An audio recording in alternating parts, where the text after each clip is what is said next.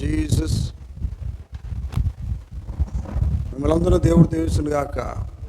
పరిశుద్ధమైన మా తండ్రి, దయగల మా యేసు ప్రభువా, అయ్యా మీ ఘనమైన నామమునకు వందనాలు, స్తోత్రాలు తండ్రి. పునరుత్థాన దినములో మరొకసారి మమ్మల్ందరూ మీరు సజీవులుగా మీ సన్నిధిలో నిలబెట్టినారు.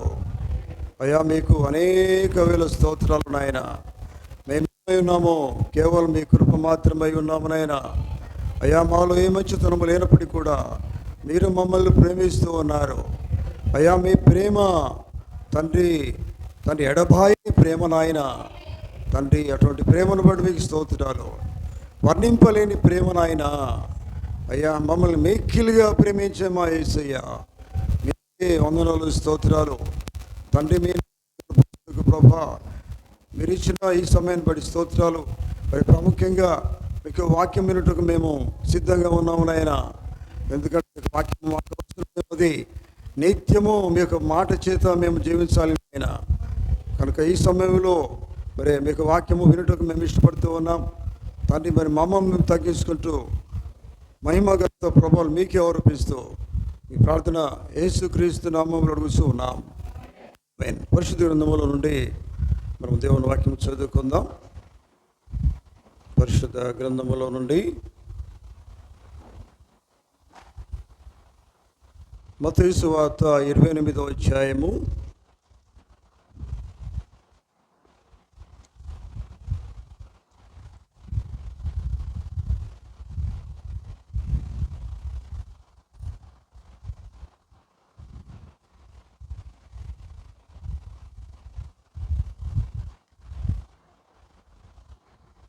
19-20 వచనాలను మనం చదువుకుందాం. కాబట్టి మీరు వెళ్ళి సమస్త జనులను శిష్యులుగా చేయుడి, తండ్రి యొక్కయు కుమారుని యొక్కయు పరిశుద్ధాత్మ యొక్కయు నామములోనికి వారికి బాప్తిసమిచ్చుచు నేను మీకు ఏ సంగతులను ఆజ్ఞాపించితునో వాటినన్నిటిని గైకొనవలని వారికి బోధించుడి. ఇదిగో నేను యుగ సమాప్తి వరకు సదాకాలం మీతో కూడా ఉన్నానని వారితో చెప్పాను. 18వ వచనం మరోసారి చదువుకుందాం. 19వ వచనము. కాబట్టి మీరు వెళ్ళి సమస్త జనులను శిష్యులుగా చేయండి, తండ్రి యొక్కయు కుమారుని యొక్కయు పరిశుద్ధాత్మ యొక్క నామములోనికి వారికి బాప్తిసమిచ్చుచు. దేవుడు తన మాటలు దీవించును గాక. అదే రీతిగా మన అపొస్తలుల కార్యములు 2వ అధ్యాయము 37వ వచనం నుండి కొన్ని వచనాలు చదువుకుందాం. అపొస్తలుల కార్యములు 2వ అధ్యాయము 37వ వచనం నుండి కొన్ని వచనాలు. వారు ఈ మాట విని హృదయములో నొచ్చుకొని, సహోదరులారా మేమేమి చేతుమని పేతురును కడమ అపోస్తలులను అడుగుగా, పేతురు మీరు మారుమనస్సు పొంది పాపక్షమాపణ నిమిత్తము ప్రతివాడు యేసుక్రీస్తు నామమున బాప్తిసం పొందుడి, అప్పుడు మీరు పరిశుద్ధాత్మ అను వరం పొందుదురు. ఈ వాగ్దానము మీకును మీ పిల్లలకును దూరస్తులందరికీ అనగా మన ప్రభు అయిన మన దేవుడు తన యొద్దకు పిలిచిన వారికి అందరికీ చెందునని వారితో చెప్పాను. దేవుడు తన మాటలు దీవించును గాక. ప్రార్థన చేసుకుందాం.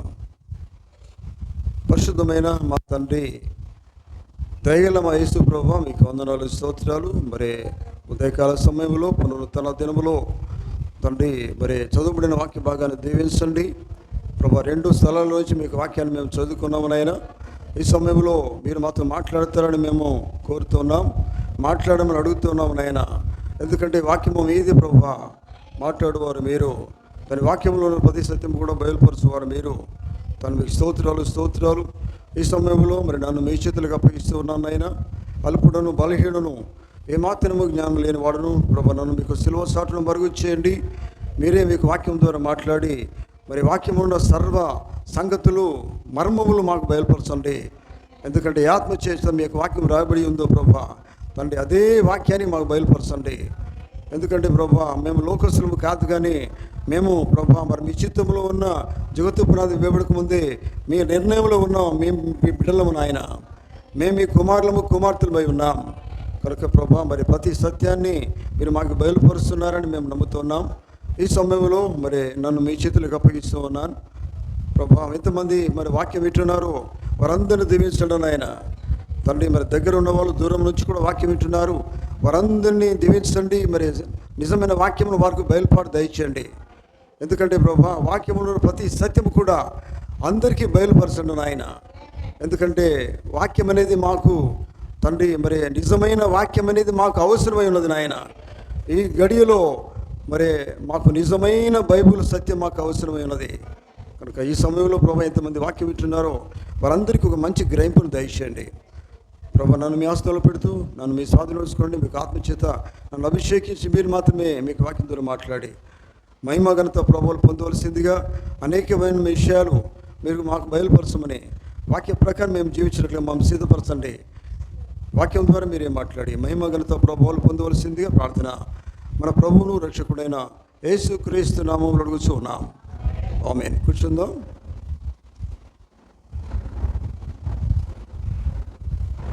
క్రీస్తునందు ప్రేమైన దేవుని బిడ్డలారా, మీకందరికీ మరి ప్రభు అయిన యేసుక్రీస్తు నామములో ఈ ఉదయకాలపు శుభములు కలుగును గాక. ఆమేన్. దేవుడు మిమ్మల్ని అందరూ కూడా దీవించును గాక. ఎందుకంటే దేవుడు దీవించాలని మనం ఇష్టపడతాం కదా. ఎవరైనా కానీ దేవుని దీవెన పొందుకోవాలని కోరుతారు. హల్లెలూయా. దేవుడు దీవించాలంటే దేవుని వాక్యాన్ని మనం కలిగి ఉండాలి. దేవుని వాక్య ప్రకారం మనం జీవించినప్పుడు దేవుడు మనం దీవిస్తాడు. ఎందుకంటే దేవుని వాక్యమును మనము గ్రహించకుండా ఆయన వాక్య ప్రకారం జీవించకుంటే ఆశీర్వాదం మనం పొందుకోలేము. దేవుని మాట ఎప్పుడైతే నువ్వు వింటావో, గ్రహిస్తావో, అర్థం చేసుకుంటావో, జీవిస్తావో అప్పుడు మాత్రమే దేవుడు నిన్ను ఆశీర్వదిస్తాడు. హల్లెలూయా, హల్లెలూయా. దయచేసి మీరు ఇక్కడ ఉన్నారు, మీరు వాక్యం వినే వాళ్ళైతే ఇక్కడ ఉండండి. మీరు ఇక్కడ ముచ్చట్లు పెట్టదు, ఏ మాటలు మాట్లాడద్దు. హల్లెలూయా. వాక్యం కావాలి అనుకున్న వాళ్ళు మాత్రం ఇక్కడ ఉండండి. హల్లెలూయా. ఏ దిక్కులు చూడద్దు దయచేసి, ఎందుకంటే ఇది ప్రశస్తమైన స్థలం. ఇది ఆమేన్. దేవుడు నివసించే స్థలము, పరిశుద్ధమైన స్థలం కనుక పవిత్రమైన స్థలంలో మనం ఎలా ఉండాలంటే పవిత్రమైన వారిగా ఉండాలా. దేవుని వాక్యం వినే వారిగా మనం ఉండాలా. వాక్యం విని గ్రహించి అర్థం చేసి జీవించే వారిగా ఉండాలా. ఆమేన్. అదే మన ప్రభు అయిన యేసుక్రీస్తు వారు కోరుతూ ఉన్నారు. ఆమేన్. కనుక ప్రియులారా, మరి మనము 2 వాక్య భాగాలు మనం చదువుకున్నాం. మీరు అనుకోవచ్చు ఈ వాక్య భాగాలు మేము చాలాసార్లు విన్నామని. మంచిదే, వాక్యం మీరు వినవచ్చు, కానీ వాక్యంలో సత్యం అనేది మనకు అవసరమై ఉన్నది. ప్రతి వాక్యంలో ఉన్నటువంటి ఆ బయలుపాటు అనేది మనకు అవసరమై ఉన్నది. హల్లెలూయా. ఎందుకంటే వాక్యం వినడం వేరు, బయలుపాటు పొందుకోవడం వేరు. అది బయలుపాటునే ఏమన్నారు? బయలుపాటే ప్రత్యక్షత ఉన్నది. నిజమే, ఒక అవగాహన అంటారు దాన్ని, ఒక అవగాహన అంటారు. హల్లెలూయా. దేవునికి స్తోత్రం కలుగును గాక.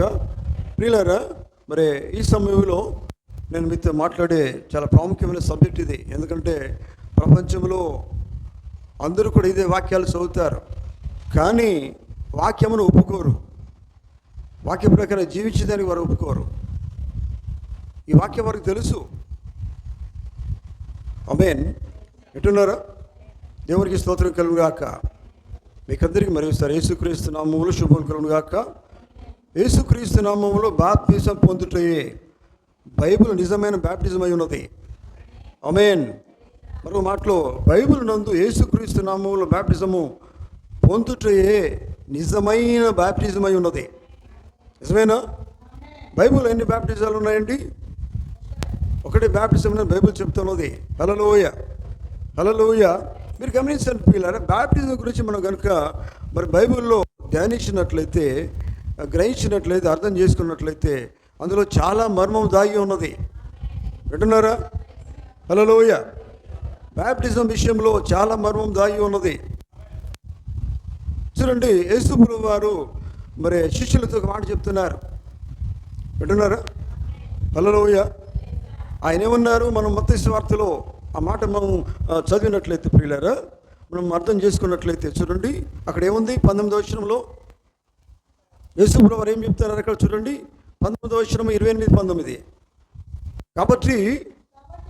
కాబట్టి మీరు వెళ్ళి సమస్త జనులను శిష్యులుగా చేయుడి, తండ్రి యొక్కయు కుమారుని యొక్కయు పరిశుద్ధాత్మ యొక్కయు నామములోనికి అని యొక్క వాక్యం సెలవిస్తూ ఉన్నది. వింటున్నారా? తండ్రి యొక్కయు కుమారుని యొక్కయు పరిశుద్ధాత్మ యొక్కయు, ఇంక తర్వాత నామములోనికి అనేది చాలా ప్రాముఖ్యమైన మాట. ఆమేన్. నామములోనికి అనేది అర్థం కాక చాలామంది ఉన్నారు ప్రపంచంలో. వింటున్నారా? దేవుని బిడ్డలారా, వాక్యాన్ని మనము అర్థం చేసుకోవాలండి. బైబిల్ ఒక మాట ఉంది ప్రియులారా, ఎందుకంటే సత్యం అనేది చాలా దగ్గరగా మనకు లేదు. అందుకనే ప్రసంగి గ్రంథంలో ఏముంటుందండి, సత్యమైనది బహు దూరముగాను బహు లోతుగాను ఉన్నదని బైబిల్ చెప్తూ ఉన్నది. చూడండి, ప్రసంగి గ్రంథంలో 7వ అధ్యాయంలో మాట ఉంటుంది. చూడండి, 7వ అధ్యాయం 24వ వచనం. ఒకసారి తీయండి, త్వరగా తీయాల. ప్రసంగి 7:24 వచనం. త్వరగా తీయండి.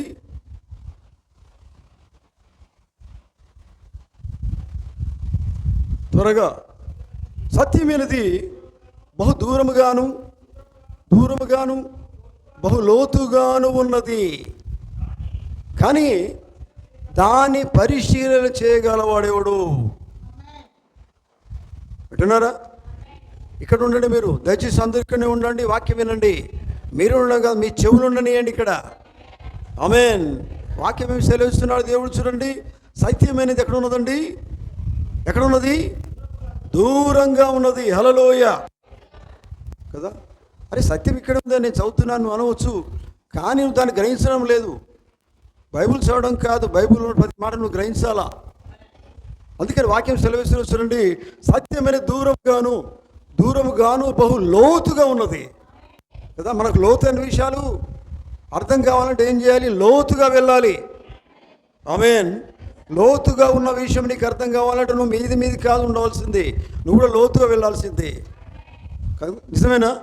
లోతుగా వెళ్ళినప్పుడు మాత్రమే లోతుగా ఉన్న విషయాలు నీకు అర్థమవుతాయి. లోతైన విషయాలు నీకు అర్థం కావట్లేదంటే నువ్వు మీదికి బైబిల్ చదువుతున్నావు, దాన్ని అర్థం చేసుకోవట్లేదు, లోతుగా వెళ్ళట్లేదు కదా. దేవుని వాక్యము చాలా లోతుగా ఉంది, బహు దూరంగా ఉంది. దాన్ని గ్రహించగలిగిన వాడు ఎవడు అని బైబిల్ చెప్తున్నాడు ఆయన. అంటే దేవునికి కావాల్సింది ఎవరు?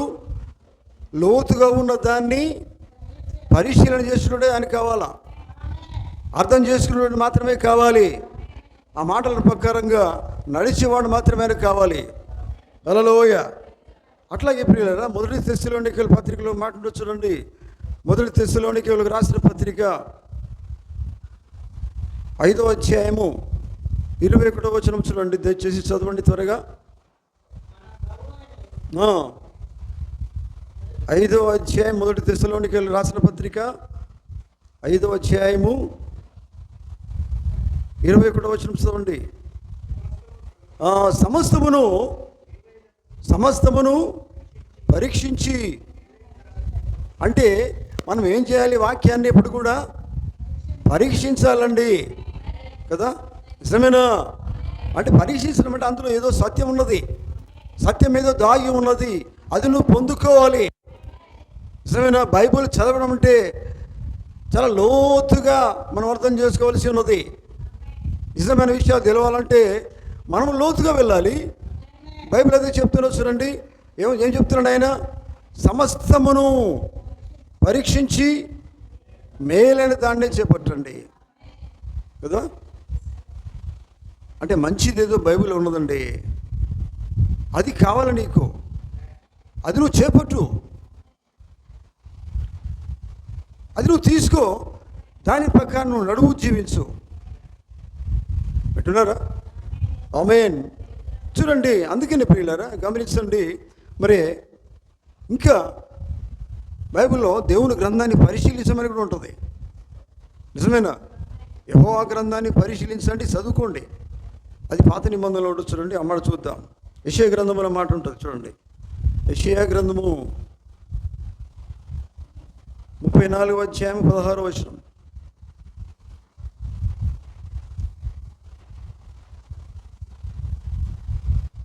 యెషయా 34:16 చదవండి.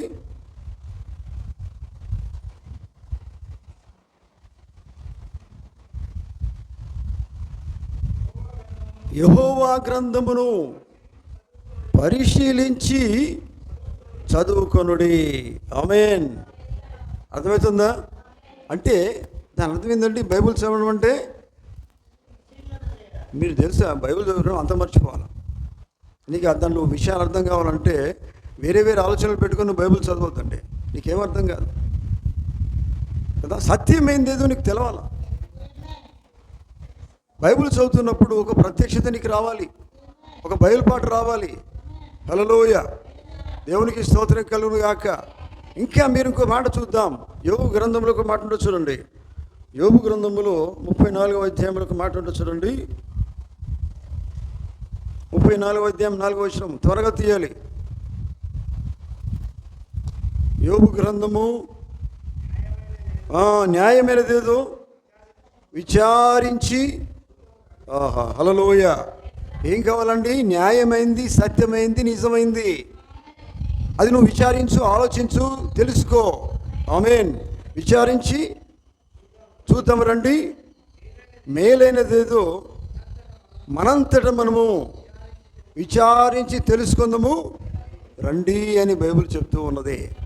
హల్లెలూయా, దేవునికి స్తోత్రం కలుగును గాక. కనుక ప్రియులారా గమనించండి, ఇక్కడ మనం చదువుకున్న వాక్య భాగాలు ఏముందంటే, యేసుప్రభువు వారు అన్నారు, ఆయన ఆరోహణమై వెళ్తున్నప్పుడు శిష్యులకు ఒక ఆజ్ఞ ఇస్తూ ఉన్నాడు. ఒక ఆజ్ఞ, అది ఆజ్ఞ ఏంటిది? మీరు కాబట్టి మీరు వెళ్ళి సమస్త జనులను శిష్యులుగా చేయండి, తండ్రి యొక్కయు కుమారుని యొక్కయు పరిశుద్ధాత్మ యొక్కయు నామములోనికి వారికి బాప్తిసం ఇచ్చుచు అన్నాడు ఆయన.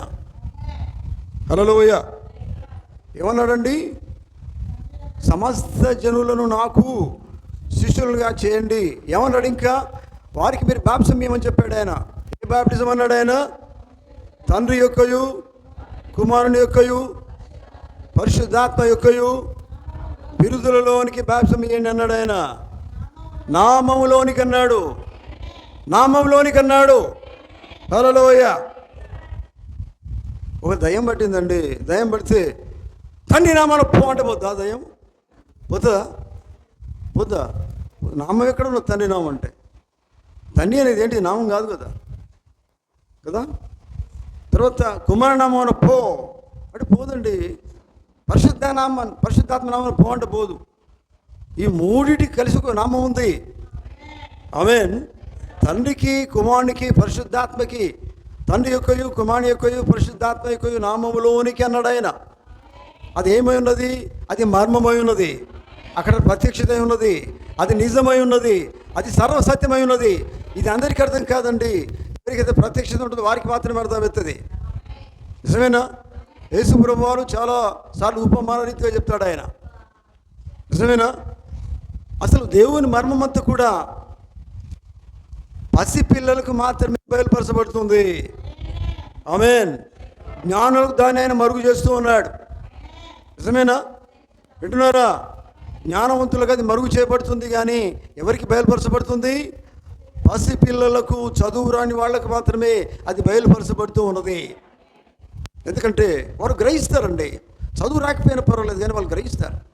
ఆయన ఎవరో వాళ్ళు తెలుసుకుంటారు. ఆయన నామమే తెలుసుకుంటారు. ఒక సందర్భంలో పేతురు అంటాడు. ఏమంటాడు? నన్ను ఏమనుకుంటున్నారు ప్రజలందరూ, లోకం ఏమనుకుంటుంది అని యేసుప్రభువు వారు అడిగినప్పుడు, ఒకరు ఏమంటారు? ప్రవక్త అనుకుంటారు, ఏలియా అనుకుంటారు కదా, వేరే ఎవరు అనుకుంటారు, ప్రవక్తలు అనుకుంటారు. కానీ పేతురు ఏమంటాడు? అయ్యా, నీవైతే సజీవుడైన క్రీస్తు అన్నాడు ఆయన. ఆమేన్. మరి పేతురికి ఎవరు చెప్పారు ఈ మాట? ఎవరు చెప్పలేదండి. బైబిల్ చెప్తుంది ఫుట్ నోట్లో, మనుషులు బయలుపరచలేదు, అది దేవుడు మాత్రమే బయలుపరిచాడు. దేవుని వాక్యం ఎవరు బయలుపరచాలి? దేవుడు మాత్రమే బయలుపరచాలి. ఎందుకంటే వాక్యములో ఉన్న ప్రతిది కూడా బయలుపరిచే దేవుడే. హల్లెలూయా. ఈ మధ్యలో చూడండి, ఈ మధ్యలో మీరు చూడండి, యూట్యూబ్లలో డిబేట్లు జరుగుతున్నాయి. చాలా డిబేట్లు జరుగుతున్నాయి. ఏమని? తండ్రి యొక్క కుమారుని యొక్క పరిశుద్ధాత్మ నామంలోనే కరెక్ట్ అని ఒకరు, ఒక టీం కాదు యేసుక్రీస్తు నామంలో కరెక్ట్ అని మనవాళ్ళు చెప్తున్నారు. కానీ టీము సరిపోలే. ఎందుకంటే ఎప్పుడు కూడా చూడండి, ఈ డిబేట్లకు దేవుని వాక్యం సరిపోదండి. డిబేట్లు కాదు, విశ్వాసం ఉంచాలా కదా.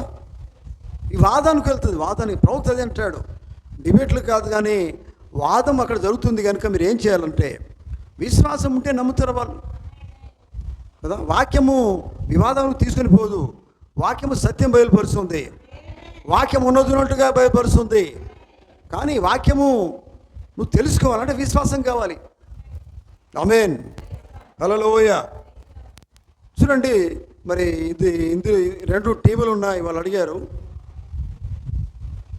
మనోళ్ళు అడిగినారు, మన మెసేజ్ ఉన్న పాస్టర్స్ అడిగారు. ఏంటిదంటే, అయ్యా, తండ్రి యొక్క కుమారుని యొక్క పరిశుద్ధాత్మ యొక్క నామములో బాప్తిసం తీసుకున్నట్టుగా బైబిల్లో ఉన్నదంటే వారు ఆన్సర్ ఇవ్వలేదు. అర్థమవుతుందా? హల్లెలూయా. తండ్రి యొక్క కుమారుని యొక్క పరిశుద్ధాత్మ యొక్క నామములోనికి అనేది బైబిల్లో లేదు అంటే యేసు ప్రభువు వారు చెప్పారు. దాని అర్థం ఎవరికి అర్థం కావట్లే. మీకు అర్థమవుతుందా? ఆమేన్. హల్లెలూయా. ఒక సహోదరుని నేను ఇక్కడ పిలుస్తాను. ఒకరు రండి, దయచేసి ఇక్కడ రండి. మెషక దగ్గర రండి. నేనంటాను, రండి. నేనంటున్నాను, తండ్రి యొక్కయు కుమారుని యొక్క పరిశుద్ధాత్మ యొక్క నామములోనికి బాప్తిసం ఇస్తూ నేనంటే ఆయన ఏం చేస్తున్నాడు అంటే సేమ్ నేను ఎలా చెప్పి అదే చెప్తున్నాడు. మీకు అర్థమవుతుందా? అంటే యేసు ప్రభు చెప్పినట్టు చెప్పుకుంటూ పోవడు కాదు, అందులో ఏం చెప్తున్నాడో అది నువ్వు గ్రహించాలి. యేసు ప్రభు వారు ఆర్డర్ ఇచ్చారు కదా, నిజమైన ఆజ్ఞ ఇచ్చారు. హల్లెలూయా.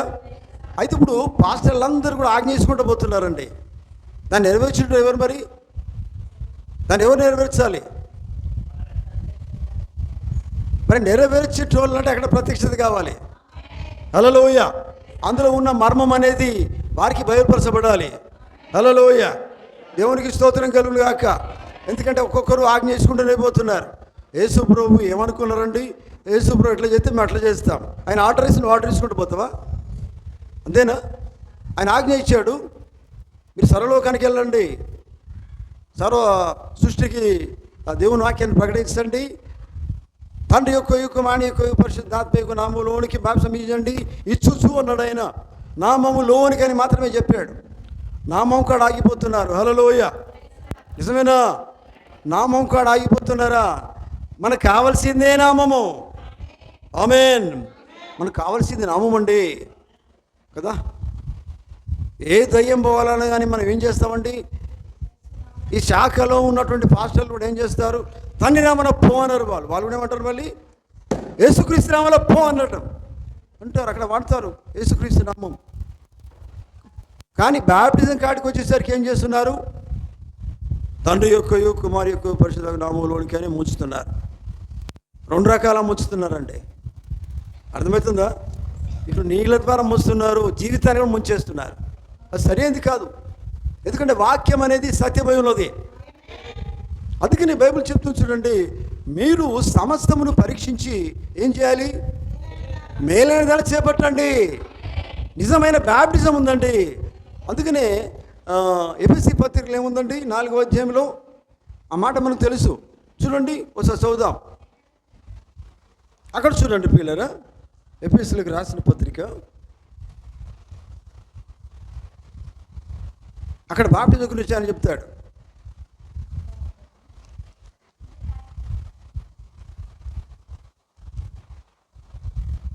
ఎఫెసీలకు రాసిన పత్రిక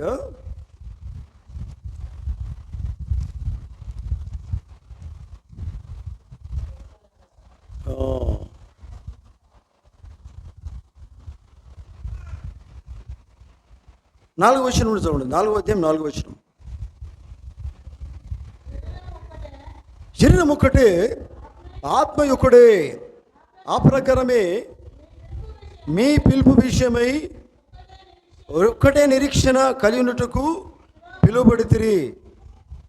మనం వస్తున్నాం, అక్కడికే వస్తున్నాం. చూడండి, ప్రభు ఒక్కడే, విశ్వాసం ఒక్కటే, బాప్తిస్మం ఒక్కటే. ఆమేన్ చెప్తారా?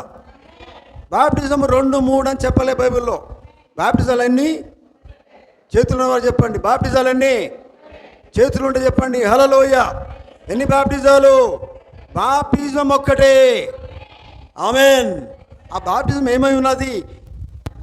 అది తండ్రి యొక్క కుమారుని యొక్క పరిశుద్ధాత్మలో నామంలోనికి కాదు.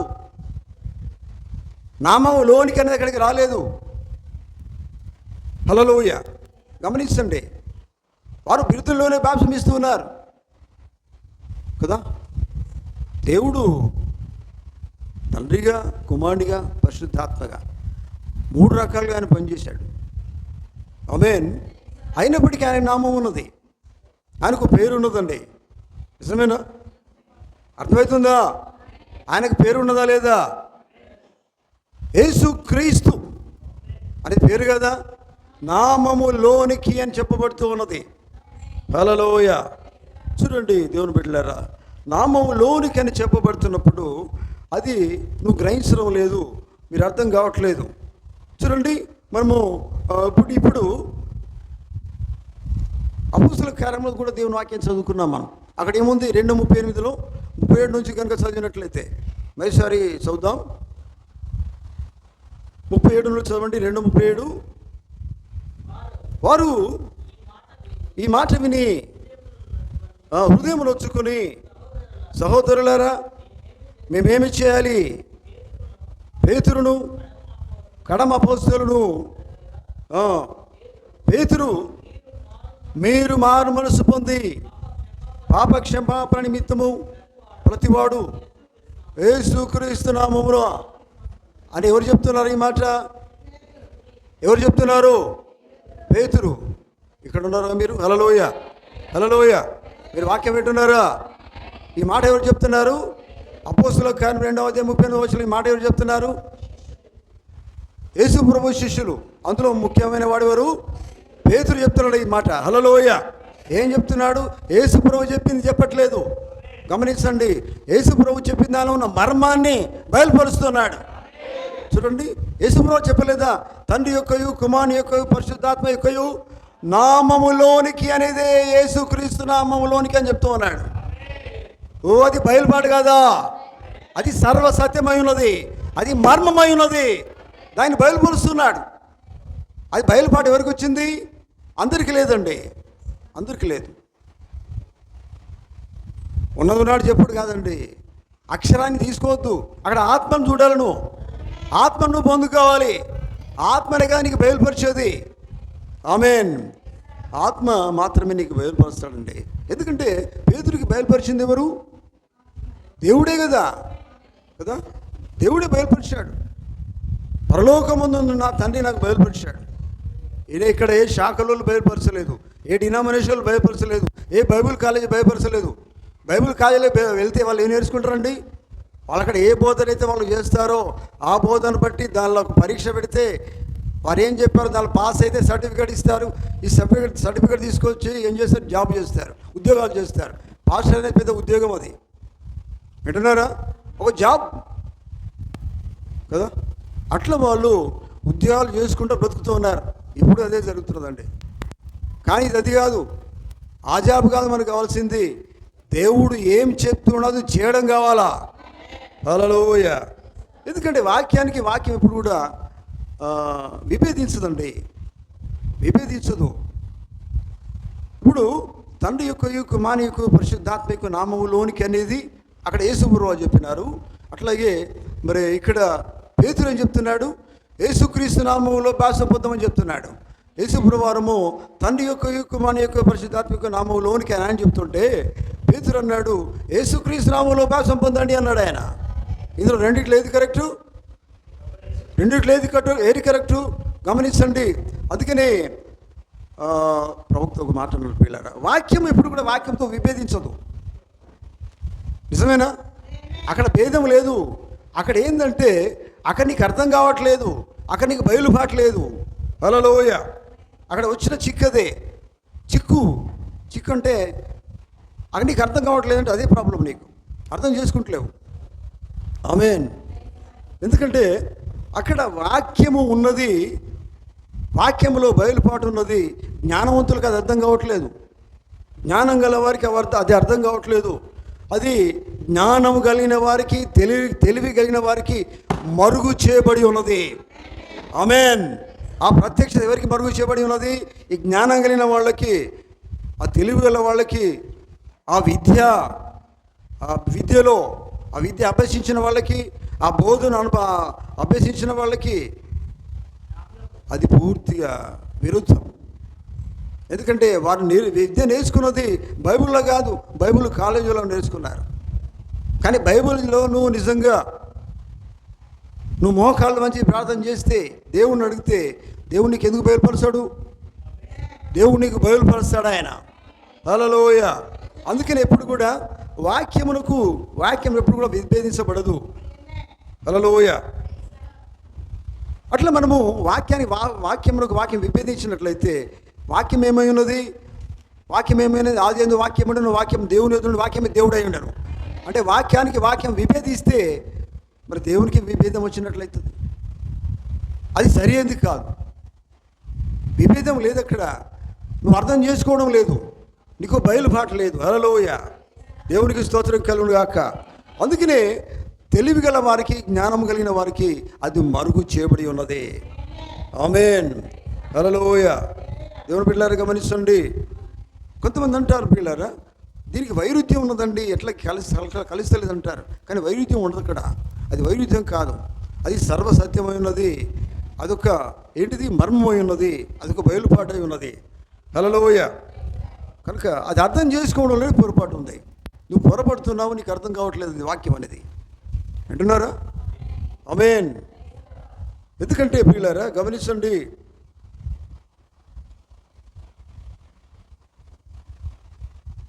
నువ్వు బిరుదులలో భాష పొందుతున్నావండి, పేరు రావట్లేదు. చూడండి పిల్లరా, తండ్రి యొక్క కుమారుని యొక్క పరిశుద్ధాత్మ యొక్క నామములోనికని భాష పొందుకుంటున్నావు. అది పేరు అక్కడ రావట్లేదు. అక్కడ ఏమొస్తున్నది? పేరు వస్తలేదు. బిరుదులనే నామంలోనికని హల్లెలూయా. దేవునికి స్తోత్రం. సాతానుగాడు ఎన్ని అడ్డంకులు తీసుకొచ్చినా కానీ వాక్యమే అండి. వాక్యం మారదు. దేవునికి స్తోత్రం. ఆమేన్. అయితే చూడండి, వాక్యం ఎప్పుడు కూడా విభేదించదు. నిజమేనా? యేసు ప్రభువు వారు ఆయన ఆహారం అవుతున్నప్పుడు చెప్పింది ఏంటిది? మీరు తండ్రి యొక్క కుమారుని యొక్క పరిశుద్ధాత్మ నామంలోకి తీసుకొని రమ్మన్నాడు. తర్వాత పేతురు ఏం తీసుకొచ్చాడు? యేసుక్రీస్తు నామములో బాప్తిసం పొందుడి అని తీసుకొచ్చాడు. ఆమేన్. దేవుడు పోగుతుంటాడు. అక్కడ పేతురుకి దేవుడు బయలుపడిచ్చాడు. ఆమేన్ చెప్తారా? హల్లెలూయా. ఎందుకంటే పేతురుకు గ్రహింపించాడు దేవుడు. యేసు ప్రభువు చెప్పిన మాట ఆయన గ్రహించాడు. అందులో ఉన్న మర్మము పేతురుకు అర్థమైంది. హల్లెలూయా. దాన్ని పేతురు అర్థం చేసుకున్నాడండి. దేవునికి స్తోత్రం కలుగును గాక. కనుక దేవుని బిడ్డలారా, గ్రహిస్తున్నారా? ఆమేన్. హల్లెలూయా. కనుక చూడండి పిల్లరా, ఎందుకంటే బిరుదులలో కాదు బాప్తిసము తీసుకున్నది. మనం తీసుకున్నది నామములో తీసుకోమని యేసు ప్రభువు చెప్పారు. నిజమేనా? వింటున్నారా? ఫ్యాన్ వచ్చిందండి. వాక్యం వినండి. హల్లెలూయా. వింటున్నారా? ఆయన ఏం చెప్తున్నాడు? తండ్రి యొక్క కుమారుని యొక్క పరిశుద్ధాత్మ నామములోనికి ఆయన చెప్పాడు. దాన్నే తర్వాత పేతురు 10 రోజుల తర్వాత యేసుక్రీస్తు నామములో బాప్తిసం పొందుడి అని పేతురు మాట బయట తీసుకొచ్చాడు. ఆమేన్. వింటున్నారా? హల్లెలూయా. గమనించండి పిల్లరా,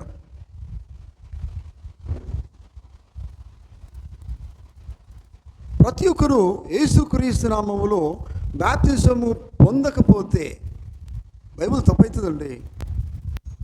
యేసు ప్రభువు చెప్పిన మాట వేరు కాదు, ఆయన నామములోనికి అని చెప్పాడు. నిజమేనా? అర్థమవుతుందండి? ఆయన నామములోనికి అని చెప్పాడు. యేసుక్రీస్తు నామములోనికి పేతురు చెప్పాడు. తేడా ఎక్కడ ఉన్నదండి? తేడా ఉన్నదా? విభేదం లేదు అక్కడ. ఆయన నామములోనికి అని చెప్పాడు. పేతురు మీరు మారుమనసు పొంది పాపక్షమాపణ మీద ప్రతివాడు యేసుక్రీస్తు నామములో బాప్తిసం పొందమని చెప్పాడు. ఆ వాక్యానికి ఈ వాక్యానికి టాలీ అయింది. నిజమేనా? అర్థమవుతుందా? ఇది సరిపోయిందండి. ఇక్కడ భేదం లేదు. హల్లెలూయా. దేవునికి స్తోత్రం. కనుక గమనించండి పిల్లరా, యేసు ప్రభువు వారు వారికి ఆజ్ఞ ఇచ్చాడు. యుగములన్నిటి గుండా కూడా చూడండి ఇదే బాప్తిసం ఇచ్చి ఉన్నారు.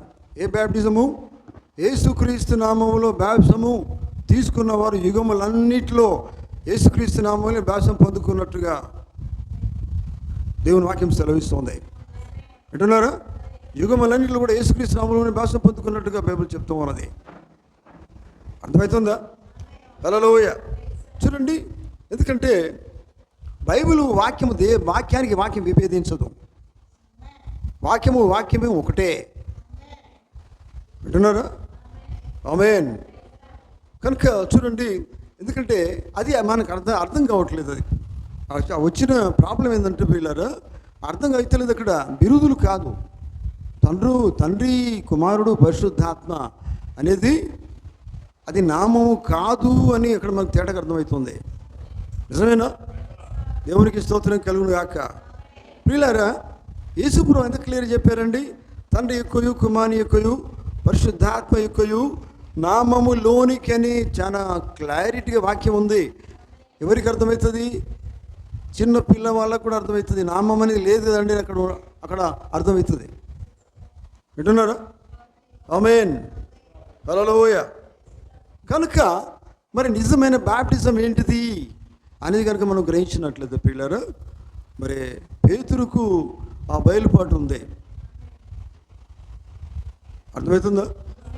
యేసు ప్రభు శిష్యులకు ఆ బయలుపాటు ఉంది. అందుకనే వాళ్ళు ఏం చేసినారు?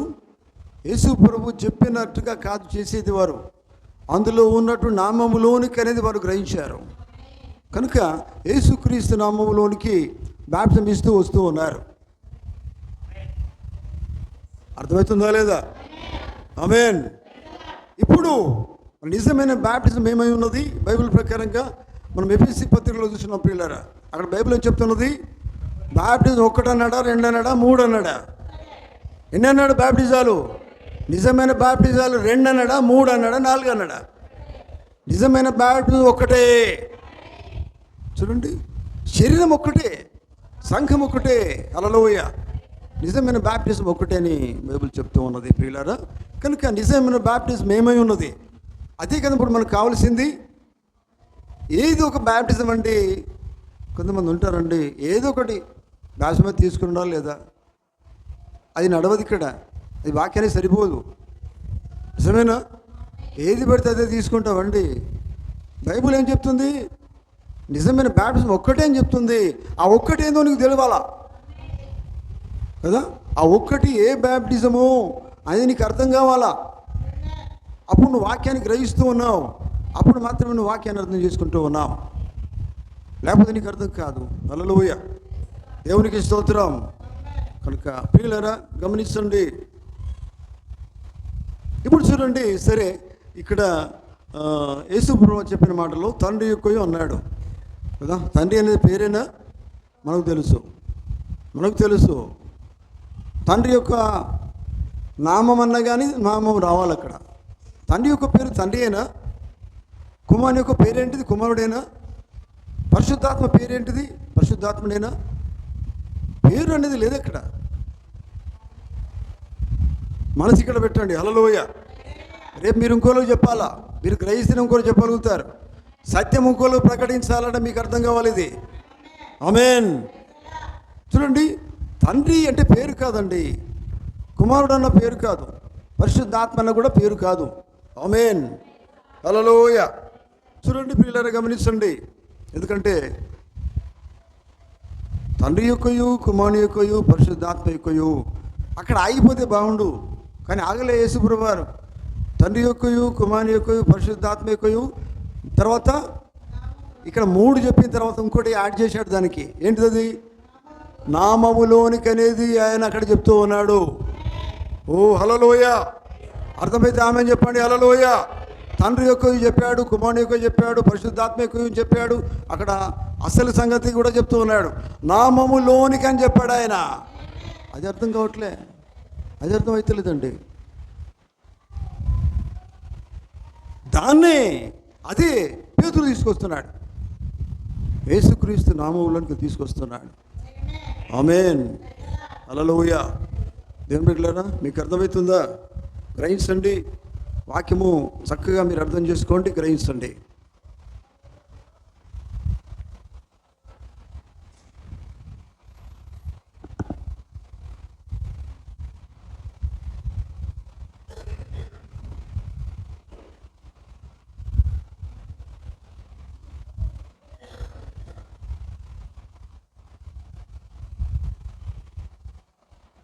ఇక్కడ ఒక మాట దేవుని పథకం మాట చెప్తారు. పుత్ర స్వీకారం అనే వర్తమానంలో పోగుతున్నాడు. ప్రియ సోదరుడా, యేసుక్రీస్తు నామములో తప్ప మరో విధంగా ఎవరైనా ఒక్క వ్యక్తి మరి బ్యాప్టిజము పొంది ఉన్నాడో చెప్పండి. ఎట్లా? తండ్రి యొక్కయు కుమారుని యొక్క పరిశుద్ధాత్మిక నామములోనికి అని బైబిల్లో ఎవరు కూడా అట్లా బాప్టిజం పొందుకున్నట్టుగా లేదు. వింటున్నారా? అంటాడు ప్రవక్త, అంటాడు, నేను చాలామంది బిషప్లను అడిగాను, చాలామందిని నేను అడిగాను, కానీ ఎవ్వరు కూడా నోరు విప్పలే. బిషప్పులు కూడా నోరు విప్పలేదు. ఏమని? ఎక్కడైనా ఉండవు చూపెట్టండి అని అడిగిండట ప్రవక్త. తండ్రి యొక్క కుమారుని యొక్క పరిశుద్ధాత్మిక నామంలోనికి అని బైబిల్లో ఎవరైనా బాప్టిజం ఇచ్చారా? ఇచ్చినట్టుగా లేకపోతే తీసుకున్నట్టుగా ఎవరైనా ఉన్నారా? ఇచ్చినట్టుగా లేరు, తీసుకున్నట్టుగా లేరు. అర్థమవుతుందా? ఇచ్చినట్టుగా లేదు, తీసుకున్నట్టుగా లేదు అంటే అర్థమైంది, అది సరి అయినది కాదు. ఆమేన్. చూడండి పిల్లరా, అది తండ్రి యొక్క కుమారుని యొక్క పరిశుద్ధ నామంలోనికి అనేది బాప్టిజం అనేది ఎవరు పొందుకోలేదు, ఎవరు ఇవ్వలేదు. హల్లెలూయా. చూడండి, ఇది సర్వసత్యమై ఉన్నది. ఎవరికి స్తోత్రం. చూడండి పిల్లరా, గమనించండి, ఇది పుత్ర స్వీకారం అనే వర్తమానం పోతున్నారు. చూడండి, యేసుక్రీస్తు నామములో బాప్తిస్మము పొందని వారికి తిరిగి వచ్చి యేసుక్రీస్తు నామములో బాప్తిస్మము పొందమని పౌలు వారికి ఆజ్ఞాపించను. ఆమేన్. వాళ్ళకి ఆజ్ఞాపించాడు ఆయన. వింటున్నారా? అవునండి, వాళ్ళకి ఆజ్ఞాపిస్తూ ఉన్నాడు. ఎందుకంటే ఈ దాచబడినటువంటి ఈ మర్మము పౌలుకు మాత్రమే ఎప్పుడో దేవుడు బయలుపరిచాడు. ఆమేన్. పౌలు ఎందుకంటే గద్దిస్తూ ఉన్నాడు, తిరిగి యేసుక్రీస్తు నామములో వారి భాషను పొందుకోమని ఎందుకు ఆజ్ఞాపిస్తున్నాడంటే పౌలుకు ఒక ప్రత్యక్షత ఉన్నది. ఆ మర్మం పౌలుకు బయలుపరచబడింది. అర్థమవుతుందా? హల్లెలూయా. పౌలుకు మాత్రమే ఆ మర్మం బయలుపరచబడింది. ఆ మర్మం ఏమైనదంటే తండ్రి యొక్క కుమారుని యొక్క పరిశుద్ధాత్మిక నామంలోనికి అనేది యేసుక్రీస్తు నామం అని పౌలుకు బయలుపరచబడింది. అది ఒక మర్మం అనేది పౌలుకు దేవుడు బయలుపరిచాడు. దేవునికి స్తోత్రం కలుగును గాక. కనుక దేవుని బిడ్డలారా, అర్థమవుతుందా? ఈ విషయాలు నేను ఎందుకు మీతో మాట్లాడుతున్నానంటే పిల్లారా, మరి ఇప్పుడు ప్రపంచంలో నిజమైంది పొందుకునేవారు, నిజమైన వాక్య ప్రకారం జీవించే వాళ్ళే దేవునికి కావాలా. ఆమేన్. హల్లెలూయా. చూడండి, తండ్రి అనేది నామం కాదు, కుమారుడు అనేది నామం కాదు. నిజమే కదా? ఆమేన్. హల్లెలూయా. తండ్రి, కుమారుడు, పరిశుద్ధాత్మ ముగ్గురు కలిపితే ఒకటే నామం ఉన్నది. ఒకసారి ఫిలిప్ అడుగుతాడు. ఫిలిప్ యేసుప్రభువు అని ఏమడుగుతాడు? అయ్యా, మీ తండ్రిని మాకు చూపెట్టమని అడిగితే యేసుప్రభువు ఏమన్నారు? ఇంతకాలం మీరు నాతో ఉన్నారు. నిజమేనా? వింటున్నారా? మీరు ఇంతకాలం నాతో ఉన్నారు, అది మీకు అర్థం కాలేదా? నన్ను చూసినవాడు నా తండ్రిని చూసి ఉన్నాడు. ఆమేన్. ఇక్కడ ఏమున్నది? ఇక్కడ ప్రత్యక్షత ఉన్నది పిల్లారా. నన్ను చూసినవాడు నా తండ్రిని చూసి ఉన్నాడు అంటే దాని అర్థం ఏంది? నేను తండ్రి ఏకమై ఉన్నాం. నేనే ఆయనని మీరు నమ్మని ఎడలా, హల్లెలూయా, నేనే ఆయనని మీరు నమ్మని ఎడలా మీరు అలాగే నశిస్తారు. ఈ మాట యేసుప్రభువు చెప్పిన మాట ఇది. అర్థమవుతుందా? ఆమేన్. కనుక చూడండి, ఫిలిప్ ఆ మాట అడిగినాడండి. అప్పుడు ఆయనకు అర్థమైంది, ఓ తండ్రి, యేసుప్రభు, మెస్సియా, పరిశుద్ధాత్మ ఒకటే కదా, నామము పేరు ఒకటే. హల్లెలూయా. దేవునికి స్తోత్రం. మరి తండ్రి యొక్క నామము యేసుక్రీస్తే. నిజమేనా? యోహాను సువార్తలో ఈ మాట ఉండదు చూడండి, 17వ అధ్యాయం 11వ వచనం చూడండి ఒకసారి. యోహాను సువార్త 17:11. మీరు త్వరగా చదవాలా? 17, 11 వచనము చదవండి. నేను ఇకను లోకములో ఉన్నను, కానీ మీరు లోకంలో ఉన్నారు. నేను నీతకు వచ్చుచున్నాను. పరిశుద్ధమైన తండ్రి, మనము ఏకమై ఉన్నలాగున. అర్థమవుతుందా? అంటే తండ్రి నేను మనం ఒకటే కదా ప్రభువా. మీరు గ్రహించండి. హల్లెలూయా. తండ్రి కుమారుడు వేరుగా లేడు. నేను తండ్రి ఒకటే. ఆమేన్. తండ్రి కుమారుడు పరిశుద్ధాత్మ ఒకటే. ఒకటే నామం అది. హల్లెలూయా. వింటున్నారా? దేవునికి స్తోత్రం. హల్లెలూయా. చూడండి, గమనించండి ప్రియులారా. అంటే ఇప్పుడు తండ్రి కుమారుడు అనేది ఒకటిగానే ఇక్కడ బైబిల్ చెప్తూ ఉన్నది. గ్రహిస్తున్నారా? మరి కుమారుని నామం ఏంటిది? మరి అది యోహాను సువార్తలో చూడవచ్చు. అది కూడా మనం యోహాను సువార్తలో చూడవచ్చు. 5వ అధ్యాయము 43వ వచనంలో మాట్లాడుతూ చూడండి. 5:43 వచనం యోహాను సువార్త 5వ అధ్యాయం 43. బైబిల్ తీయండి అందరు కూడా, చదవండి. నేను అయిపోయిందా అండి? అక్కడే ఉంది అర్థం. నేను ఎట్లా వచ్చినాను? నా తండ్రి నామమును వచ్చి ఉన్నాను. అంటే నా నామము తండ్రి నామము వేరు వేరు కాదు, ఒక్కటై ఉన్నది. ఆమేన్. అయినప్పుడు మీరు నమ్మరన్నాడు ఆయన. చదవండి దయచేసి. నేను నా తండ్రి నామమును వచ్చి ఉన్నాను, మీరు నన్ను అంగీకరింపరు. నిజమే. ఎందుకంటే దేవుని మాట ఎప్పుడు అబద్ధం కదండి. ఆమె చెప్తారా? దేవుని మాట అబద్ధం కాదు. దేవుని మాట మాటే. అది నిజమైన మాట. అది దేవుడు మాట తప్పని వాడు ఆయన. అందుకనే మీరు నన్ను నమ్మరన్నా. నిజంగా నమ్మట్లేదు ప్రపంచం. నమ్ముతున్నారా? నమ్మట్లేదు. డినామినేషన్ శాఖలో నమ్మరు. యేసుక్రీస్తు నామం అంటే వారికి అవసరం లేదు. వారు ఏమైనా ఏం చేస్తారు? తండ్రి యొక్క కుమారుని యొక్క పరిశుద్ధ నామంలోనికనే బాప్తిస్మాలు ముంచుతారు. అది సరైనది కాదు. హల్లెలూయా. అందుకని ఇక్కడ యేసుప్రభువు వారు ఏమన్నారు? నేను నా తండ్రి నామమున వచ్చి ఉన్నాను, అయినను మీరు నన్ను అంగీకరింపరు. వింటున్నారా? అంగీకరింపరండి. ఇంకా మరి ఒకడు తన నామమున వస్తే మాత్రము మీరు అంగీకరిస్తారు. చూడండి, నన్నైతే మీరు అంగీకరించరు.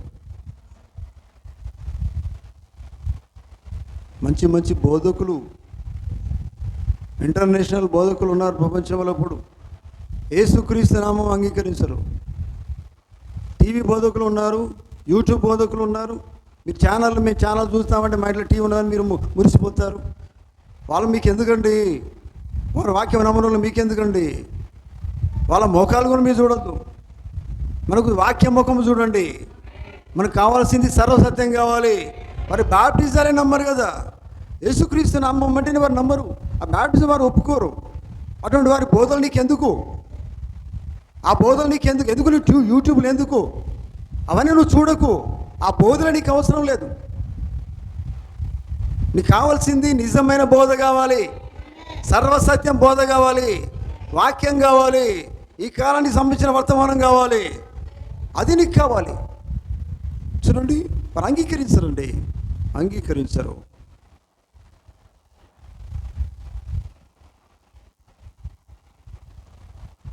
ఇదే యోహాను సువార్తలో ఒక మాట చూద్దాం. చూడండి,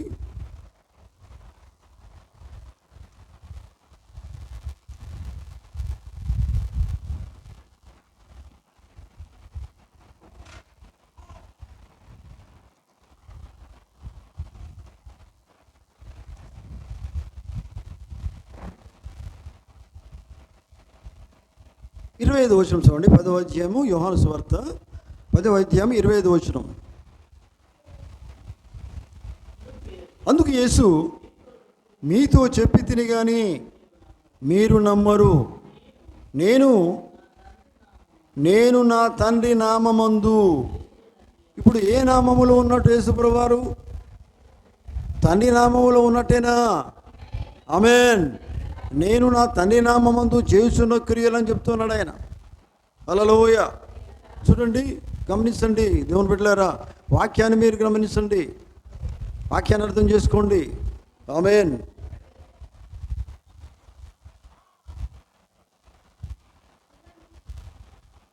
అట్లాగే ఇదే యోహాను సువార్త 14వ అధ్యాయము 9వ వచనం చదువుతాం. ఇంతకుముందు మనం చెప్పుకున్న వాక్యం ఇది, చదవండి ఒకసారి. యేసు ఫిలిప్పు, నేను ఇంతకాలము మీ వద్ద ఉండినను నీవు, యేసుపురం అంటున్నారు, ఫిలిప్పుతో అంటున్నాడు, ఫిలిప్పు ప్రభువా, 9వ వచనం కదా, ఫిలిప్పు నేను ఇంతకాలం మీ మధ్య మీ వద్ద ఉండినను నీవు నన్ను ఎరగవా? నన్ను చూసినవాడు చాలదా? చాలా అంటే అర్థమైంది, నేను తండ్రి ఏకమై ఉన్నాం. మీరు నన్ను చూస్తున్నారంటే మీరు ఎవరిని చూసినట్లు లెక్క?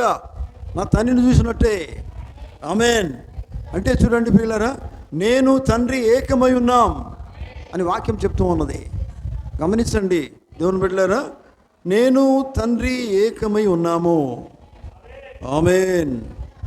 ప్రియులారా గమనించండి ప్రియులారా, అందుకనే కుమారుని నామం వేరు కాదు, తండ్రి నామము కుమారుని నామం ఒకటే. ఆమేన్.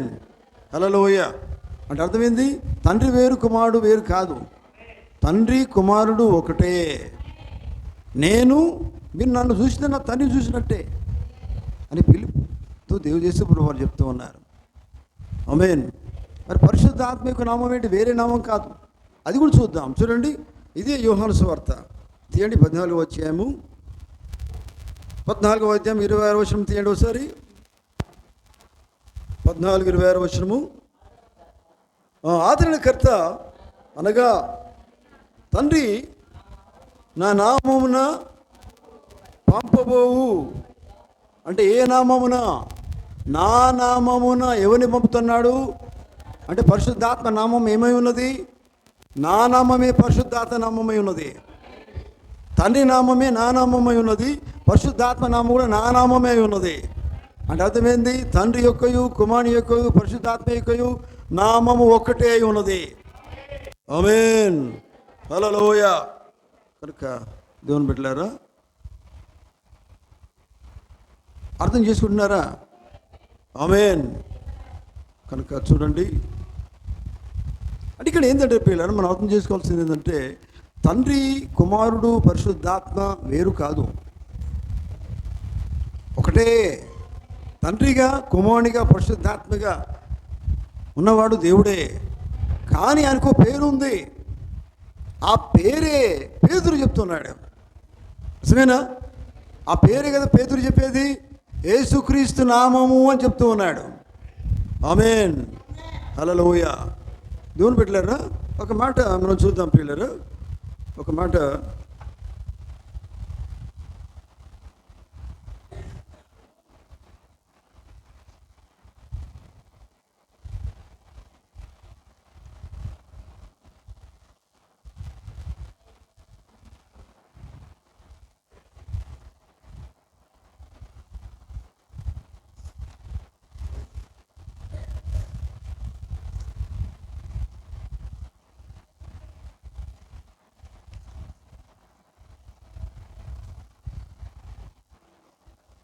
అపోస్తల కార్యములు ఈ మాట మనం చూద్దాం.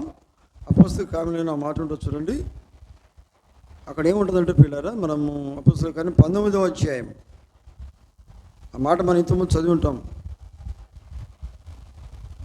అపోస్తల కార్యము 19వ అధ్యాయం ఒకటి నుంచి అక్కడ కొంచెం కొన్ని వర్షాలు మొదటి నుండి చదవండి దయచేసి. చదవండి. అపోల్లో కొరింథులో ఉన్నప్పుడు జరిగినదేమనగా, పౌలు ఆ ప్రదేశాలలో సంచరిస్తున్నాడు, తిరుగుతున్నాడు. చదవండి. కొందరు చూడండి పిల్లారా, నేను చదువుతాను చూడండి, వినండి. అపోల్లో కొరింథులో ఉన్నప్పుడు జరిగినదేమనగా, పౌలు పై ప్రదేశంలో సంచరించి ఎఫెసునకు వచ్చి కొందరు శిష్యులను చూచి, మీరు విశ్వసించినప్పుడు పరిశుద్ధాత్మను పొందితిరా అని వారిని అడగగా, వారు ఏమన్నారు? 2వ వచనంలో, వారు పరిశుద్ధాత్ముడు ఉన్నాడన్న సంగతియే మేము వినలేదని చెప్పిరి. అప్పుడు అతడు, అలాగైతే మీరు దేనిని బట్టి బాప్తిసం పొందితిరని అడగగా, వారు యోహాను బాప్తిస్మమును బట్టి అని చెప్పిరి. అర్థమవుతుందా? వాళ్ళు ఏమన్నారట? మీరు దేన్ని బట్టి బాప్తిసం పొందుకున్నారంటే వారు ఏమన్నారు? యోహాను బాప్తిసం బట్టి బాప్తిసం పొందుకున్నామన్నారు. అంటే యోహాను బాప్తిసం పొందుకుంటే వారికి పరిశుద్ధాత్మ లేదు అక్కడ. నిజమేనా? పరిశుద్ధాత్మ ఉన్న సంగతి మాకు తెలియదని వారు అన్నారు. మీరు ఇక్కడ ఉన్నారా? ఆమేన్. వాళ్ళు ఏమంటున్నారు? పౌలు అడుగుతున్నాడు, మీరు దేన్ని బట్టి బాప్తిసం పొందుకున్నారంటే యోహాను బాప్తిసం బట్టి మేము బాప్తిసం పొందుకున్నామన్నారు. అయితే మరి పరిశుద్ధాత్మ గురించి అడిగినప్పుడు అసలు పరిశుద్ధాత్మ ఉన్నాడనే సంగతే మాకు తెలియదు అన్నారు వాళ్ళు. మరి పరిశుద్ధాత్మ ఉన్నాడనే సంగతి తెలియాలంటే ఏం చేయాలా? ఎక్కడికి రావాలి? యేసుక్రీస్తు నామములోనికి రావాలా? బైబిల్ చెప్పట్లేదా? బైబిల్ చెప్తలేదా? యేసుక్రీస్తు నామములో మీరు బాప్తిసం పొందండి, అప్పుడు మీలోకి ఏమొస్తుంది? పరిశుద్ధాత్మ అనే వరం దేవుడు ఇస్తూ ఉన్నాడు. యోహాను బాప్తిసం పొందుకుంటే పరిశుద్ధాత్మ అంటే వారికి ఏమీ తెలియదు. నిజమేనా? అర్థమవుతుందా? హల్లెలూయా. చూడండి ప్రియులారా, గమనించండి.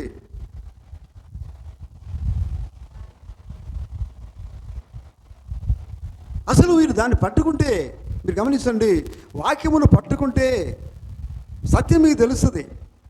వాక్యం విడిచిపెడితే మీకు ఏం తెలియదు. పట్టుకోవడం అంటే మనం ముందు చదువుకున్నాం, వాక్యము అనేది చాలా లోతుగా ఉంటుంది. ఆమేన్.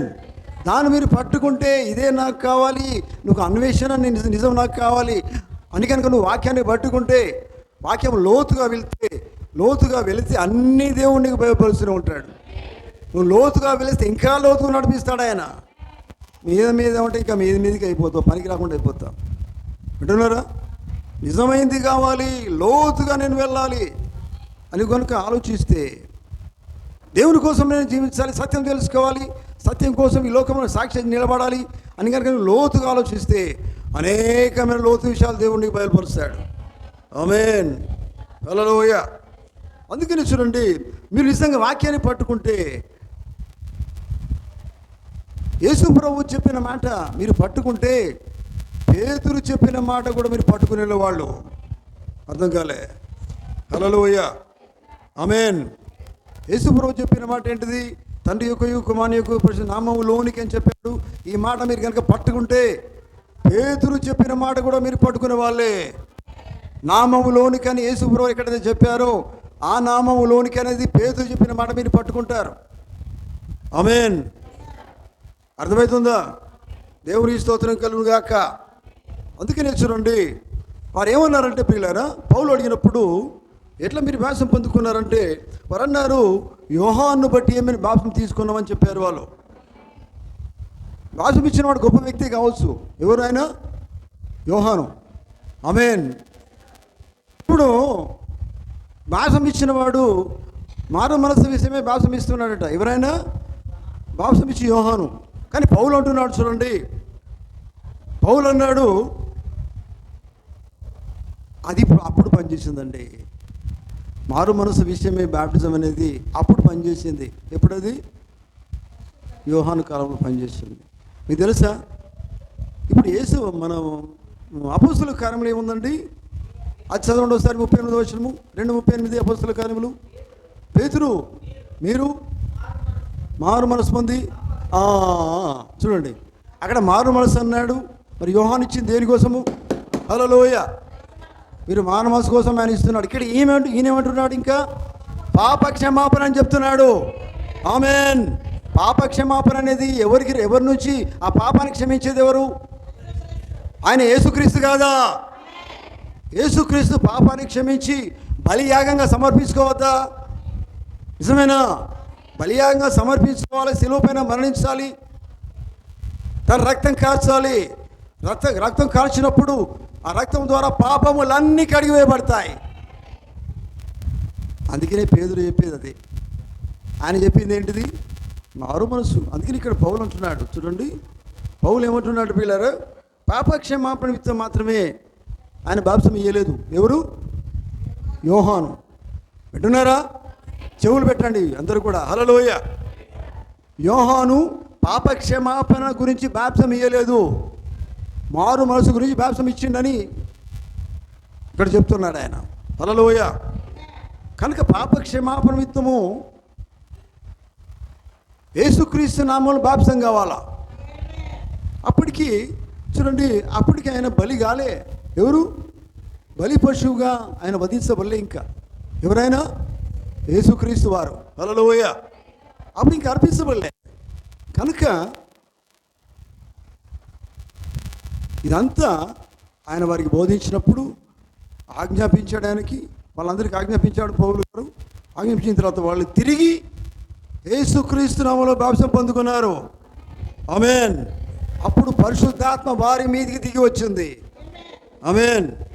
ఎప్పుడండి? తిరిగి బాప్తిసం పొందుకున్న తర్వాత. కొంతమంది అంటారు, అయ్యా మేము ఇవరికి బాప్తిసం తీసుకున్నాం కదా.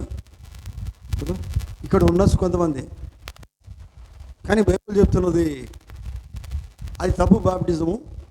నిజమైన బాప్టిజం ఒకటే. ఆమేన్. నిజమైన బాప్టిజం ఒకటే, అదే యేసుక్రీస్తు నామములో బాప్టిజం. ఆమేన్. యేసుక్రీస్తు నామములో బాప్టిజం మాత్రమే నిజమైంది. అది నువ్వు తప్పకుండా పొందుకోవాలి. హల్లెలూయ. వింటున్నారా? నిజమైన బ్యాప్టిజం ఒకటే కదండి. 99 నువ్వు తీసుకున్నా కానీ బ్యాప్టిజాలు అన్నీ తప్పే. నువ్వు 99 సార్లు మునిగినా కానీ అది సరైనది కాదు. నిజమైన బ్యాప్టిజం ఒకటే ఉన్నది, అదే యేసుక్రీస్తు నామములో బ్యాప్టిజము. ఆమేన్. అందుకనే పౌలు ఆ మాట చెప్తున్నాడు. తర్వాత వాళ్ళందరూ కూడా అంగీకరించారు. కనుక అప్పుడు వారు యేసుక్రీస్తు నామములో బాప్తిసం పొందుకున్నారు. అప్పుడు పరిశుద్ధాత్మ వారిలో మీదికి దిగి వచ్చింది. ఆమేన్. హల్లెలూయా. దేవుని బిడ్డలారా, మీకు అర్థమవుతుందా? ఆమేన్. మీరు బైబిల్లో కనుక ప్రియులారా గమనించినట్లయితే చూడండి, మరి యేసు ప్రభు శిష్యులు మరి తండ్రి యొక్క కుమారుని యొక్క పరిశుద్ధాత్మ యొక్క నామములోనికి బాప్తిసం ఇచ్చినట్టుగా లేదు. మరి ఇట్లా బాప్తిసం ఇచ్చినట్టుగా బైబిల్ చెప్తుంది. యేసుక్రీస్తు నామములో బాప్తిసం ఇచ్చినట్టుగా చెప్తుంది. నిజమేనా? పేతురు యేసుక్రీస్తు నామములో బాప్తిసం ఇచ్చినాడు. అట్లాగే ఫిలిప్పు యేసుక్రీస్తు నామములో బాప్తిసం ఇచ్చినాడు. ఆమేన్. హల్లెలూయ. చూడండి, పౌలు యేసుక్రీస్తు నామములోనే బాప్తిసం ఇచ్చినాడు. నిజమేనా? హల్లెలూయ. ఈ మాటలు మీకు అర్థమవుతున్నాయా పిల్లారా? గమనించండి పిల్లారా. అపోస్తలుల కార్యము 2వ అధ్యాయము 41వ వచనం చూడండి ఒకసారి. 38 నుంచి మనం చదువుకున్నాం. 41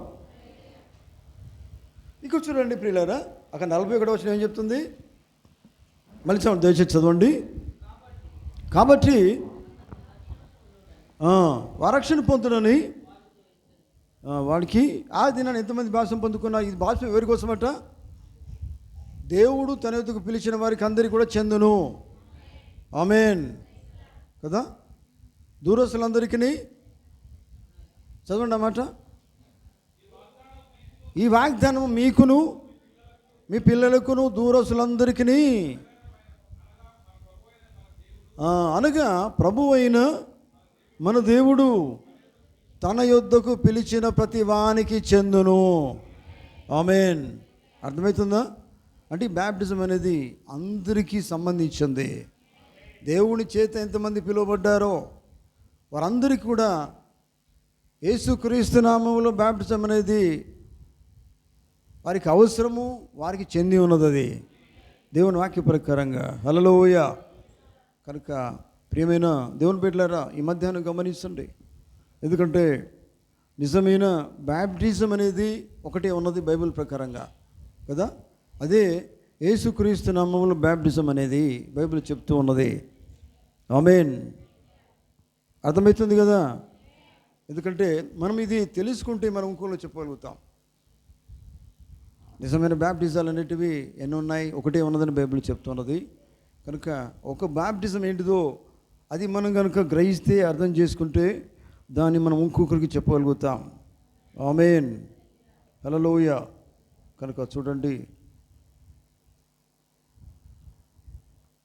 అపోస్తలుల కార్యంలో ఒక మాట చూద్దాం ప్రియులారా. 19వ అధ్యాయంలో మనం చదువుకున్నాం. 10వ అధ్యాయము, అపోస్తలుల కార్యం 10వ అధ్యాయము 48వ వచనం చదువుదాం. 48వ వచనం చదవండి. చూడండి, యేసుక్రీస్తు నామమందు వారు బాప్తిస్మము పొందవలనని ఆజ్ఞాపించను. ఆమేన్. అర్థమవుతుందా? అంటే వారు తప్పకుండా ఏ నామంలో బాప్తిసం పొందాలని ఆజ్ఞాపించబడింది? యేసుక్రీస్తు నామంలో బాప్తిసం పొందమని అక్కడ బైబిల్ చెప్తూ ఉన్నది. అక్కడ వారు ఆజ్ఞాపించినట్టు బైబిల్ చెప్తున్నది. హల్లెలూయా. అన్ని జనులకు వాళ్ళు కూడా యేసుక్రీస్తు బాప్తిసం పొందుకున్న బైబిల్ చెప్తున్నారు. చూడండి, ఇదే 10వ అధ్యాయము అపోస్తలుల కార్యము 12వ వచనం నుండి కనుక మనం చదివినట్లయితే కొన్ని విషయాలు మనకు అర్థమవుతాయి.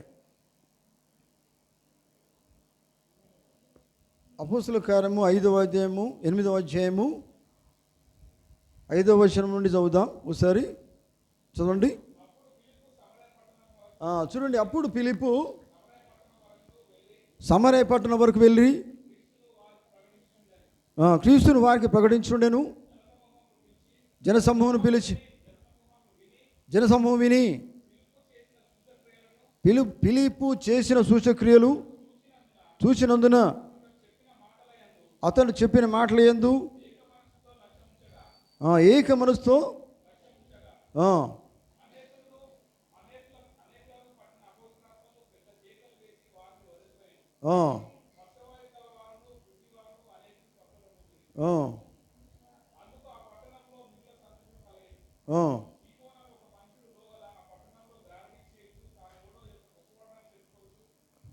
చూడండి, తర్వాత ఇదంతా చివరి వరకు ఏమవుతుందంటే వారు యేసుక్రీస్తు నామములో బాప్తిసం పొందినట్టుగా చెప్తుంది. ఆమేన్. 16వ వచనం చూడండి ఒకసారి.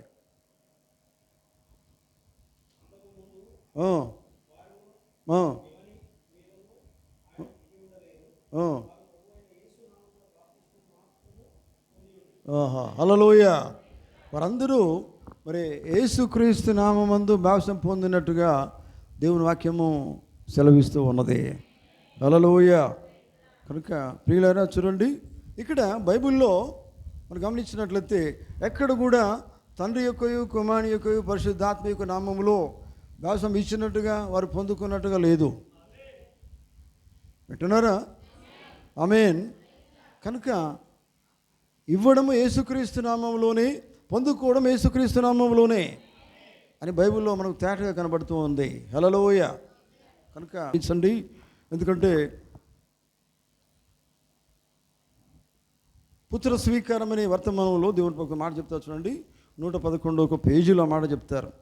యేసుక్రీస్తు నామములో తప్ప మరే ఇతర నామములో బాప్తిసము పొందినట్టు బైబిల్లో లేదు.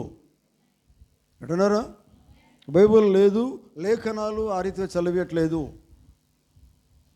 వింటున్నారా? ఆమేన్. నేను మళ్ళీ చెప్తాను చూడండి, యేసుక్రీస్తు నామములో తప్ప మరి ఏ ఇతర నామములో బాప్తిసము పొందినట్లుగా బైబిల్లో లేదు, ఇచ్చినట్లుగా లేఖనాల్లో లేదు.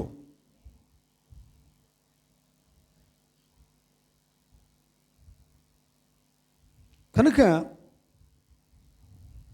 పరిశుద్ధాత్మ పొందుటకు యేసుక్రీస్తు నామములో బాప్తిస్ము పొందవలెను. ఆమేన్. హల్లెలూయా. చూడండి, మత్తయి సువార్త 28:18 ప్రకారము తండ్రి కుమారుడు పరిశుద్ధాత్మ నామములోని యేసుక్రీస్తు వారు వారికి మరి బాప్తిసం ఇయ్యండి అని చెప్తూ నామములోని బాప్తిసం ఇచ్చు అని చెప్పిన తర్వాత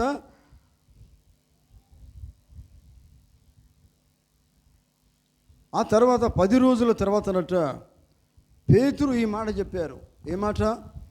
యేసుక్రీస్తు నామములో బాప్తిసం పొందుడి అనే మాట 10 రోజుల తర్వాత పేతురు ఈ మాట చెప్తున్నారు. అంటే అర్థమైంది, అందులో ఉన్న మర్మమంతా కూడా పేతురుకు బయలుపరచబడింది అని అర్థం. యేసుప్రభువు చెప్పిన మాట ఏంటిది? తండ్రి యొక్కయు కుమారుని యొక్కయు పరిశుద్ధాత్మ నామములోనికి అనే మాట యేసు ప్రభువుతో ఉన్న శిష్యులందరూ కూడా తర్వాత అర్థమైంది. తర్వాత వాళ్ళందరూ ఎట్లా బాప్తిసం ఇచ్చినట్టుగా బైబిల్ చెప్తుందంటే, తండ్రి యొక్క కుమారుని యొక్క పరిశుద్ధాత్మ నామంలోనికి అని ఇవ్వలే, యేసుక్రీస్తు నామంలోనికి అని మాత్రమే వాళ్ళు ఇచ్చారు. ఆమేన్, హల్లెలూయా. కనుక దేవుని బిడ్డలారా గమనించండి.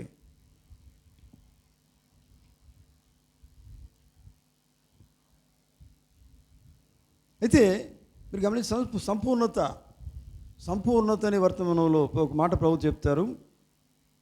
గమనించండి, యేసుక్రీస్తు నామంలో తప్ప మరి ఏ విధముగా ఎవరు ఎప్పుడు బాప్తిసము పొందినట్లుగా బైబిల్లో లేదు. ఎట్టున్నారా? జాగ్రత్త వినండి. సంపూర్ణత అనే మెసేజ్లో దేవుని ప్రభుత్వం మాట చెప్తా వినండి. యేసుక్రీస్తు నామంలో తప్ప మరే విధముగా ఎవరు ఎప్పుడు బాప్తిసం పొందినట్లు బైబిల్లో లేదు. అది రోమన్ క్యాథలిక్ వారి సిద్ధాంతము ప్రకారంగా ఆ బాప్టిజం అనేది ప్రారంభం చేయబడింది. రోమన్ ఆచారాలను బట్టి అది ప్రారంభించబడింది. అర్థమవుతుందా? ఏంటిది? ముగ్గురు త్రిత్వం అనేది బైబిల్లో లేదు. ఉన్నదా? వింటున్నారా? త్రిత్వం అనేది బైబిల్లో లేదండి. త్రిత్వ సిద్ధాంతం అనేది బైబిల్లో లేదు. అది ఆచారం సిద్ధాంతాలవి. అందుకని మార్క్స్ వార్తలో 7:7 ఒక మాట చూడండి. ఆ మాట చదవండి ఒకసారి. మార్కు 7:7.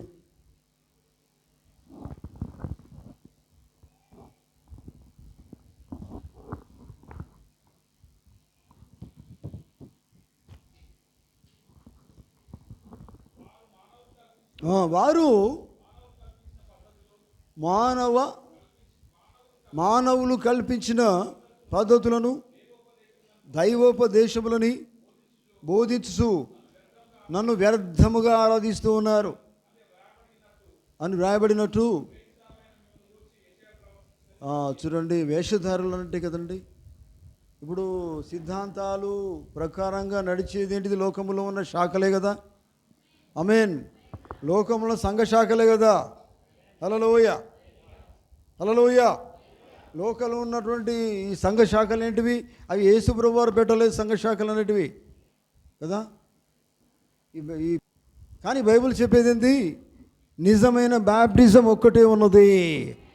అదే యేసుక్రీస్తు నామములో మీరు బాప్టిజం పొందండి, అప్పుడే పరిశుద్ధాత్మ అనే వరం దేవుడు మీకు అనుగ్రహిస్తాడు. ఆమేన్, హల్లెలూయా. చూడండి, పరలోక పెళ్లి కుమారుడు, భూలోక పెళ్లి కుమార్తె అనే వర్తమానంలో ఒక మాట మనము చూద్దాం. యేసుక్రీస్తు నామములో బాప్తిసం పొందిన వారి పాపములను ఆయన క్షమిస్తాడు. యేసుక్రీస్తు నామములో బాప్తిసం పొందుకున్న వారి పాపములే ఆయన క్షమిస్తాడట. మరి తండ్రి యొక్క కుమారుని యొక్క పరిశుద్ధాత్మక నామములోనికి అని తీసుకున్న వాళ్ళ పాపాలు అటనే ఉంటాయి, పోతాయా? పోవా? యేసుక్రీస్తు అంటేనే దయ్యం అనేది పారిపోవాలా. ఆ పేరులో ఉన్న శక్తి ఉన్నది. అందుకనే యేసుక్రీస్తు నామములో బాప్తిస్మం పొందుకున్నటువంటి వారిలో నుండి వారి పాపములను క్షమించబడతాయి. ఆమేన్. గ్రహించండి పిల్లరా. వెలుగును ప్రసరింప చేయగల ఒక ఆయన ఉన్నాడు అనే ఒక వర్తమానము. అందులో క్రైస్తవ బాప్టిజ విధానము ఒకటే ఉన్నది. అదే ప్రభు అయిన యేసుక్రీస్తు నామములో బాప్టిజము. ఆమేన్. క్రైస్తవ బాప్టిజ విధానం ఏంటిది? ఒకటే. అదే యేసుక్రీస్తు నామములో బాప్టిజము. అది ఒక్కటే నిజమైంది. హల్లెలూయా. చూడండి, గమనించండి ప్రియులారా.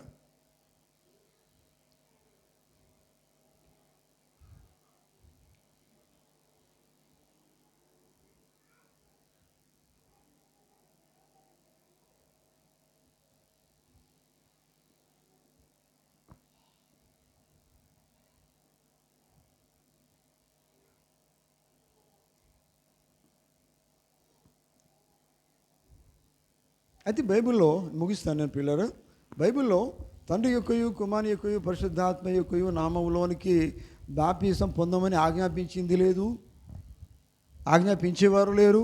పొందుకున్న వారు కూడా లేరు. నిజమేనా? ఎవరైనా ఆజ్ఞాపించారండి, తండ్రి యొక్క కుమారుని యొక్క పరిశుద్ధ నామంలోని బాప్తిసం పొందుకోమని ఆజ్ఞాపించినట్టు బైబిల్ చెప్తున్నదా? లేదు. కానీ యేసుక్రీస్తు నామంలో బాప్తిసం పొందుడి అని మాత్రమే ఆజ్ఞాపించబడింది. కనుక వారు తిరిగి మళ్ళీ వారు యేసుక్రీస్తు నామంలో బాప్తిసం పొందుకున్నట్టుగా మరి బైబిల్ లేఖనము దేవుని వాక్యం సెలవిస్తున్నది. హల్లెలూయా. కనుక గమనించండి దేవుని బిడ్డలారా, ఎందుకంటే నిజమైన బ్యాప్టిజాలు ఎన్ని ఉన్నాయని మనకు అర్థమైందంటే, ఎఫెసీ పత్రిక ప్రకారంగా బ్యాప్టిజం ఒకటే కదా, విశ్వాసం ఒకటే, బ్యాప్టిజం ఒకటే అని బైబిల్ చెప్తూ ఉన్నది. ఆ బ్యాప్టిజం ఒకటే ఏంటిదంటే అదే తండ్రి యొక్క కుమారుని యొక్క పరిశుద్ధాత్మక నామములోనికి అనేదే యేసుక్రీస్తు నామములోనికి అనేదే యేసుక్రీస్తు నామం. అది వేరు, ఇది వేరు కాదు. అర్థమవుతుందా? నామములోనికి అనేదే యేసుక్రీస్తు నామము. యేసుప్రభువు చెప్పిన మాట మాత్రమే వాళ్ళు నెరవేర్చారు. ఆమేన్. హల్లెలూయా. యేసుప్రభువు వారు ఏ మాట అయితే శిష్యులకు ఆజ్ఞాపించాడో ఆ మాట మాత్రం వారు నెరవేర్చారు. ఆమేన్. ఆయన నామములోనికి అని వారికి ఆజ్ఞాపించాడు. తర్వాత వాళ్ళు ఏం చేసినారు? అది వారికి బయలుపరచబడిన తర్వాత నిజంగా వారు యేసుక్రీస్తు నామములో బాప్తిసం ఇచ్చినట్టుగా బైబిల్ సెలవిస్తూ ఉన్నది. హల్లెలూయా. వారు తండ్రి యొక్క కుమారుని యొక్క పరిశుద్ధాత్మ నామములోనికని ఇవ్వలే, కేవలము యేసుక్రీస్తు నామములోనికి మాత్రమే వారు బాప్తిసం ఇచ్చారు అని బైబిల్ తేటగా సెలవిస్తుంది. అంటున్నారా? ఈ మధ్యాహ్నం గమనించండి దేవుని బిడ్డలారా, నిజంగా మనము దేవుడు మనకిచ్చినది నూతన జన్మ పొందుకున్న దానికి మనము బాప్తిసం తీసుకుంటాం కదా. ఏ బాప్టిజము? యేసుక్రీస్తు నామములో బాప్టిజం అనేది. అప్పుడే పరిశుద్ధాత్మ అనేది వరాన్ని దేవుడు మనకి ఇస్తూ ఉన్నాడు. ఒకడు కొత్తగా జన్మించితేనే కానీ మరి దేవుని రాజ్యానికి ప్రవేశించాలంటే యేసుక్రీస్తు నామములో బాప్తిసం పొందుకోవాలా. పరిశుద్ధాత్ముడు వారిలోకి వచ్చి వారిని పరలోకం వైపు నడిపిస్తాడు. పరలోకంలో సంగతులు వాళ్ళు భయపరుస్తాడు. సత్య స్వరూపిగా ఆయన వచ్చి అనేకమైన సంగతులు, బైబిల్లో మర్మాలు ఎలా నడవాలో వారికి బోధిస్తాడు. అంటున్నారు. పరిశుద్ధాత్ముడు రావాలంటే యేసుక్రీస్తు నామములో బాప్తిసం తీసుకోవాలి. ఆమేన్. హల్లెలూయా. అర్థమవుతుందా? కనుక ప్రేమైన దేవుని బిడ్డలారా, మధ్యాహ్నం గమనించండి. ఎందుకంటే బైబిల్లో ఉన్న బాప్టిజం ఒకటే, అదే యేసుక్రీస్తు నామములో బాప్తిసం పొందుట. అదే నిజమై ఉన్నది, అదే బైబిల్ బాప్టిజం అయి ఉన్నది. కనుక మనం ఎప్పుడు కూడా వేరే బాప్టిజాలు తీసుకోవద్దు. ఇంకెవరైనా తీసుకోని వాళ్ళు ఉంటే నిజమైన బాప్తిసం తీసుకోండి. యేసుక్రీస్తు నామములో బాప్తిసం పొందుకోండి. అప్పుడు మీరు నిజమైన ఆ సత్యం మీరు గ్రహిస్తారు. నిజమైన బాప్టిజం ఒకటే అనేది మీరు అర్థం చేసుకుంటారు. నిజమైన యేసుక్రీస్తు నామములో బాప్తిసం పొందుకున్నట్లయితే పరిశుద్ధాత్మ మీలోకి ఆయన వస్తాడు, మిమ్మల్ని మరి తన బిడ్డలుగా నడిపిస్తాడు. అంటున్నారు. హల్లెలూయా. మరి మనం లేచి నిలబడదాం. దేవుడు తన మాటలు దీవించును గాక. మనమందరం లేచి నిలబడదాం.